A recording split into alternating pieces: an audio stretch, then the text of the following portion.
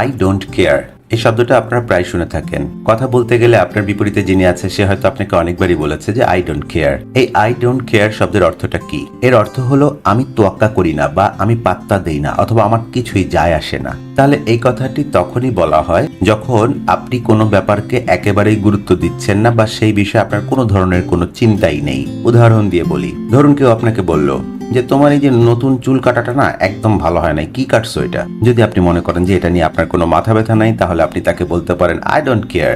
এর মানে হলো তোমার এই মতামত নিয়ে আমার কিছুই যায় আসে না বা আমি ভাবছি না, আমার চুল আমি যেভাবে ইচ্ছা সেভাবে কাটবো। I don't care. তবে একটা জিনিস মনে রাখবেন, আই ডোন্ট কেয়ার সাধারণত বন্ধু বান্ধব বা কাছের মানুষদের মধ্যেই কিন্তু ব্যবহার করা উচিত। বড়দের বা সম্মানিত ব্যক্তিদের কিংবা অফিসের কলিগদের সাথে এটা কখনোই বলা ঠিক না, কারণ এটা একটু রূঢ় শোনায়, অর্থাৎ অনেকটা বেয়াদবির পর্যায়ে চলে যায় যদি আপনি কোনো সিনিয়রদের সাথে বলেন যে আই ডোন্ট কেয়ার। তো আশা করি আই ডোন্ট কেয়ার শব্দের অর্থ আপনাদেরকে সঠিকভাবে বোঝাতে পেরেছি।